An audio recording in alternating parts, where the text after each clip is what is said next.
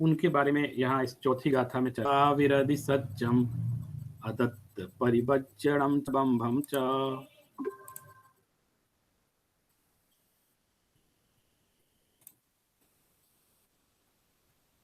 अदत्त परिवज्जणम च बम्भम च संग विमुक्ति यतः महव्वया पंचपन्नता। एक बार और पढ़ लेते हैं। हिंसा विरधि सत्यम, ये देखिए थोड़ा बड़े में पढ़ेंगे। हिंसा विरधि सत्यम अदत्त परिवज्जणम च बम्भम च संग विमुक्ति यतः महाव्यया पंचपन्नता। यहाँ पे आचार्य 5 महाव्रतों के नाम गिना रहे हैं। तो हिंसा विरधि, ये देखिए हिंसा विरधि, ये पहला, हिंसा से विरति, पूर्ण रूप से हिंसा से विरति। ये अहिंसा व्रत, पहले हिंसा विरधि अर्थात अहिंसा, माने जो प्रमाद और कषाय पूर्वक जो प्राणों का विप्रोपण हो जाता है परजीवों के, उनसे रहित, हिंसा को छोड़ देना, उनसे रहित हो जाना, वह पूर्ण अहिंसा महाव्रत कहलाता है। और सत्यम, ये देखिए सत्य, सत्य महाव्रतम, गाथा से ही देख रहे हैं। अदत्त परिवज्जनम का क्या अर्थ है? माने अदत्त जो चीज दी नहीं है, हमको मिली नहीं है, किसी ने दी नहीं है, अदत्त है, उसका त्याग, बिना ली हुई वस्तु का त्याग, माने कोई वस्तु दे तो ही लें, अपने आप ना लें।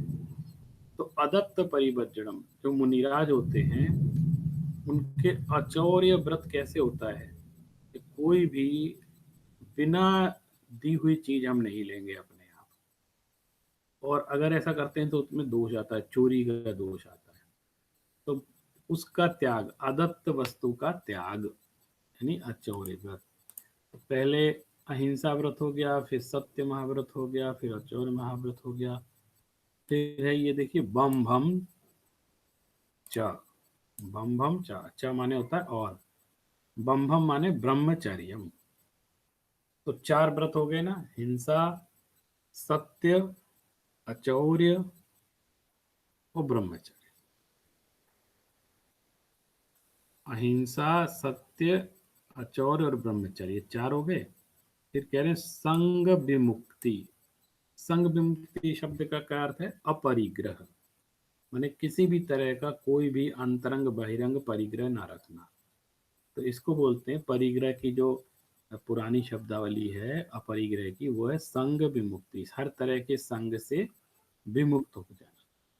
फिर य यानी च और तहा तथा, इस प्रकार, तथा महव्यया माने महव्यया पंच माने 5 महाव्रत, पण्णता, ये देखिए पण्णता, प्रज्ञप्तः माने प्रणीत किए गए हैं। आचार्यों ने परंपरा से इन 5 महाव्रतों को प्रणीत किया है। तो ये 5 प्रकार के महाव्रत कहे गए हैं। अब ये एक नज़र इसके हिंदी अनुवाद को भी देख लेते हैं, उन्होंने क्या अनुवाद किया है। गाथार्थ: हिंसा का त्याग, सत्य बोलना, अदत्त वस्तु ग्रहण का त्याग, ब्रह्मचर्य और परिग्रह त्याग, ये 5 महाव्रत जिनेन्द्र द्वय के द्वारा कहे गए हैं। तो जिनेन्द्र भगवान ने इन 5 महाव्रतों की चर्चा की है, उसका हमने आगम प्रमाण सहित यहाँ पर स्वाध्याय किया है। इसमें टीका में बहुत सारी बातें लिखी हैं, जैसे ये प्रमाद के योग से प्राणों का विप्रोपण हिंसा है। तो अब अहिंसा की बात कर रहे हैं, तो टीका के माध्यम से उसके अहिंसा व्रत को समझा रहे हैं। और कषाय सहित अवस्था को कहते हैं प्रमाद है, और प्रमाद के योग से जो परजीवों के प्राणों का विप्रोपण होता है उसको हिंसा कहते हैं। और उसका त्याग करना और सभी के प्रति दया का भाव रखना, यह अहिंसा महाव्रत है। तो असत्य बोलने का त्याग करना सत्य व्रत है। तो असत कथनम अनृतम, तो अनृत का त्याग, ऐसा सूत्रकार का वचन है। तो उसको त्याग कर देना कि हम झूठ नहीं बोलेंगे, उसको कहते हैं। जो ऋत नहीं है वह अनृत कहलाता है। तो जो प्राणियों को पूरा पीड़ा उत्पन्न करने वाला वचन है वो अप्रशस्त कहलाता है। और चाहे विद्यमान अर्थ विषयक हो चाहे अविद्यमान अर्थ विषयक हो, अप्रशस्त ही कहे जाते हैं। तो ऐसे वचनों का त्याग कर देना चाहिए। इसी तरह अदत्त का वर्जन या चौर्य व्रत है। तो अदत्त का ग्रहण होता है चोरी। तो गिरी हुई भूली हुई रखी हुई किसी की भी कोई भी चीज है, उसको बिना लिए बिना पूछे उसको ग्रहण नहीं करते हैं। जब तक कोई दे ना तब तक उसको ग्रहण नहीं करते हैं। इसको अदत्ता दान बोलते हैं और ये अचौर्य व्रत कहलाता है। और ब्रह्म शब्द जो है वो जीव का, वो द्योतक है शुद्ध जीव का। तो ब्रह्मचर्य की जो परिभाषा है उसमें अपनी इंद्रियों पर नियंत्रण रखना, यानी जितेंद्रिय। तो वो सभी तरह के भोगों का त्याग करके अपनी इंद्रियों पर कंट्रोल रखता है। और इसमें दोनों ही अंतरंग ब्रह्मचर्य और बहिरंग ब्रह्मचर्य। तो बहिरंग में जो स्पर्श सुख का त्याग कर देता है वो बहिरंग है, और अंतरंग में जो अपनी आत्मा में लीन रहता है, ब्रह्मणि चरणम, जो ब्रह्म में चरण करता है, वह ब्रह्मचर्य व्रत कहलाता है। फिर संग का अर्थ होता है परिग्रह। तो संग विमुक्ति का अर्थ है परिग्रह का त्याग। तो जो श्रमण है वो सर्व तरह के परिग्रह का त्याग, बहिरंग परिग्रह में सब तरह का परिग्रह का त्याग कर देते हैं, जिसमें वस्त्र का भी परिग्रह वो नहीं रखते हैं। और उसी तरह वो अंतरंग समस्त प्रकार के परिग्रहों का भी त्याग कर देते हैं। और यहाँ ये बात विशेष रूप से कही है कि महान पुरुषों ने इनका अनुष्ठान किया है, इसलिए ये स्वतः महान व्रत हैं, इसलिए महाव्रत है। और ये 5 ही बतलाए गए हैं, ऐसा समझना चाहिए। तो मूलाचार में सबसे पहले 5 महाव्रतों की चर्चा है जो कि मूल गुणों में सम्मिलित हैं। इनका जो पालन करते हैं वे मुनिराज हैं, जो पूर्ण रूप से इनका पालन करते हैं, उनको महाव्रत बोलते हैं।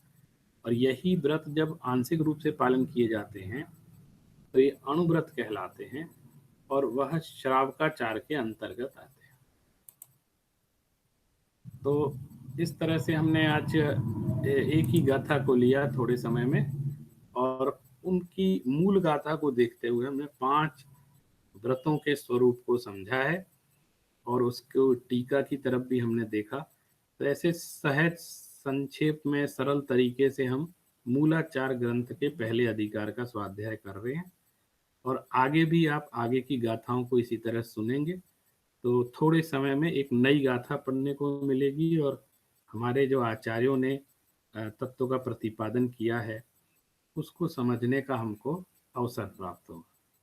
तो इसी तरह आगे भी और आप देखते रहिएगा, नए नए एक एक गाथा मूलाचार की हम लोग लेके चल रहे हैं।